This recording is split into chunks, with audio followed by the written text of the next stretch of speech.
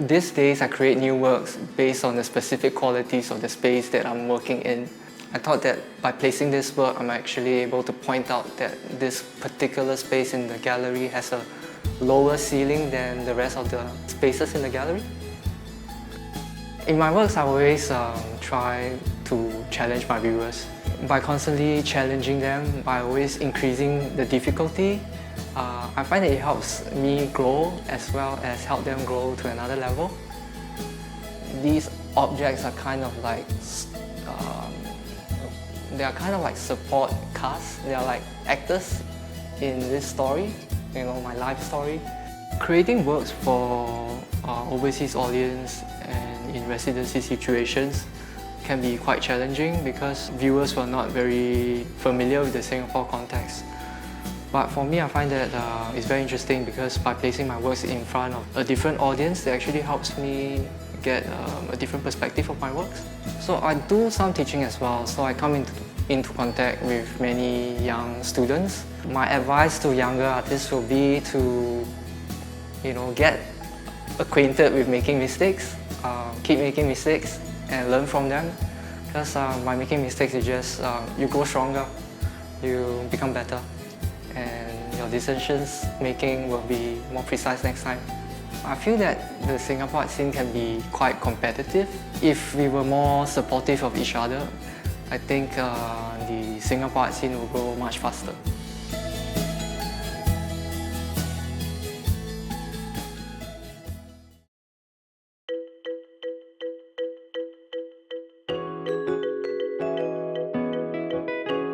I like to develop conversations with my audience. What I want is to kind of create a space that I'm standing with my work. It's a good conversational piece.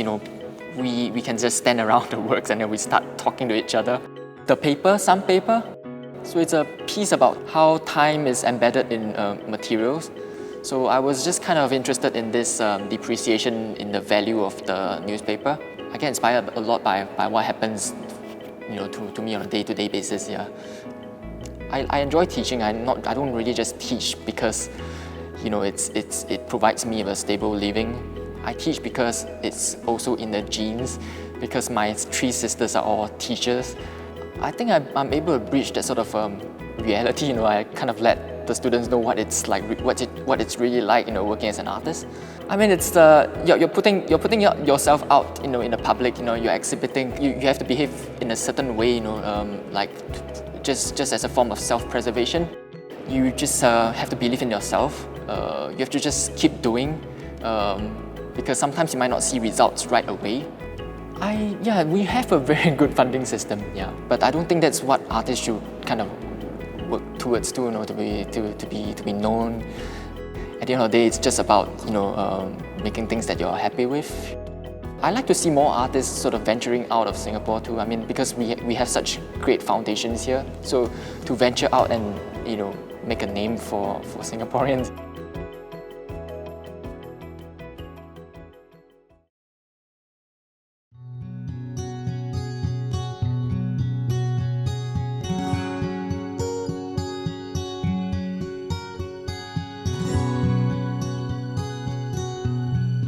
I think my earliest memory encountering the arts is near the HDB marketplace. I think during the 7th month or when there's a special occasion, you have those makeshift operas. For me, that was special because I've never seen anything like that other than after school piano lessons, ballet lessons. But those never really felt like encounters with the arts. That felt more like after school social activity. I think for any young composers starting out, what is very important is that they have exposure to a wide range of music, to different disciplines as well. Don't just stick to classical music or whatever music it is that you're making, because then it limits you. It's important to think about what music can be, what music is, and each composer has something unique to say, and you need to find it, and then you need to work really hard, because it's nothing if you don't realize your idea, right? My hope for the Singapore music scene is that one day Singaporeans will understand the difference between art and entertainment, the difference between hearing and listening, that they would make time to listen. Hopefully that would help nourish them and help propel the scene forward. Dancers want to dance, painters want to paint. I'm a composer, so I want to compose. And I think the best growth we can hope for any arts scene, whether it's locally or internationally, is that these people that want to do what they want to do, keep doing what they want to do on a higher and higher level. And that's the only push we can hope for.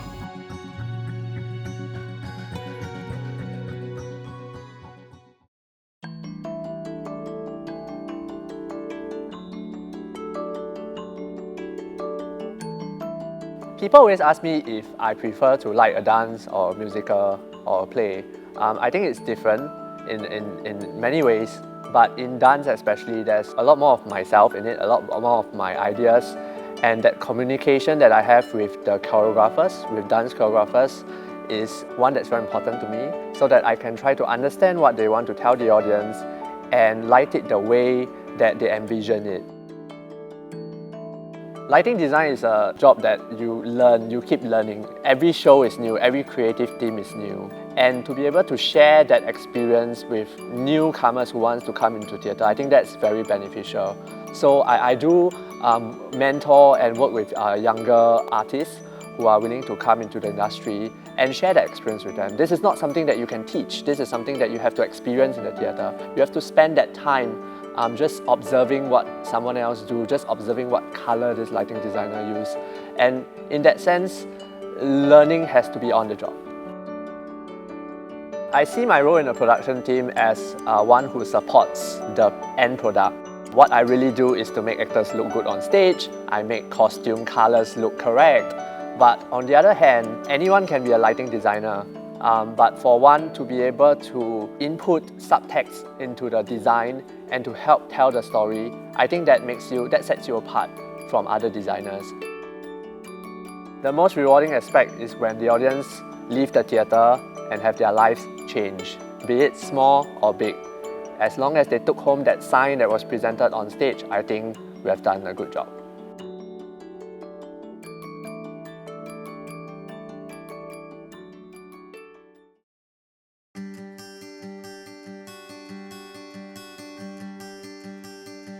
In my early life, I almost didn't have any exposure to the arts, but I was always interested in filmmaking. I remember the first film I watched, probably the first local film I watched in cinema, was Eric Khoo's 12 Stories. And I think beyond just looking at the film itself or the narrative, it was just really fun for me to see Singapore represented on screen. So it was exciting to see like this playground, that HDB flat, this market like just being shown on screen. And so that got me really excited. I really like Royston Tan and the star in his film. He always has very amazing colours, the compositions, everything is spot on and precise. In my films, I hope to sort of maybe just heighten the experience of daily life and to place it in sharper relief.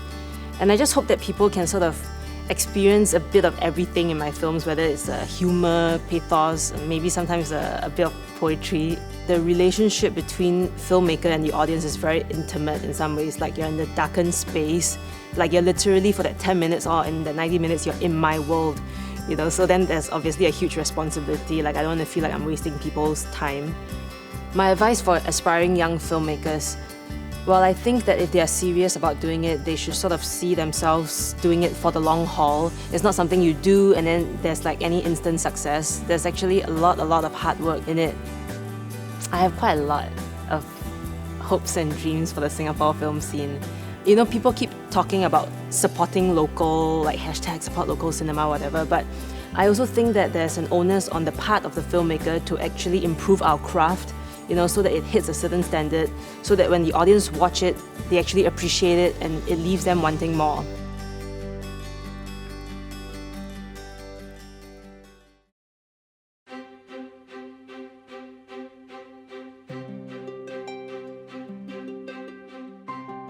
So my first encounter with the arts is actually through my parents. They have always been very encouraging since young. They've been sending us for art enrichment, so I did drawing classes, piano, violin, and so on and so forth.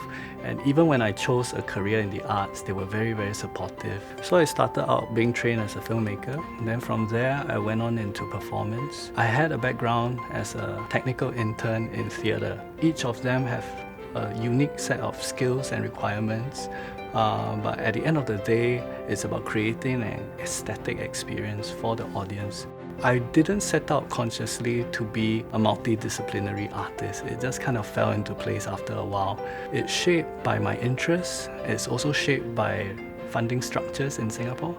I don't think you can limit yourself to be only one discipline, especially in a very small arts community. So I've always had a fascination with a body of information. In this case, it's about a library. There are about 4,500 books here, and I've classified and catalogued them accordingly. The title of this installation is Of Public Interest. It composes of the Singapore Art Museum's resource room and also a relational aspect which encourages people to withdraw or contribute books to the resource room.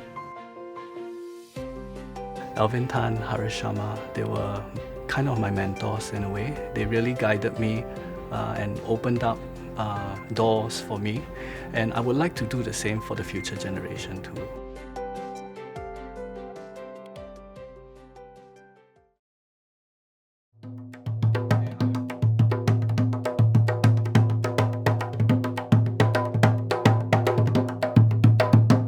Nearly 4 years ago, me and my co-founder, Mr. Yaziz Hassan, sat down for many years because we believe that there is a need to have an establishment meant for this focus, to revitalize and to re-energize the performance behind the Malay drums.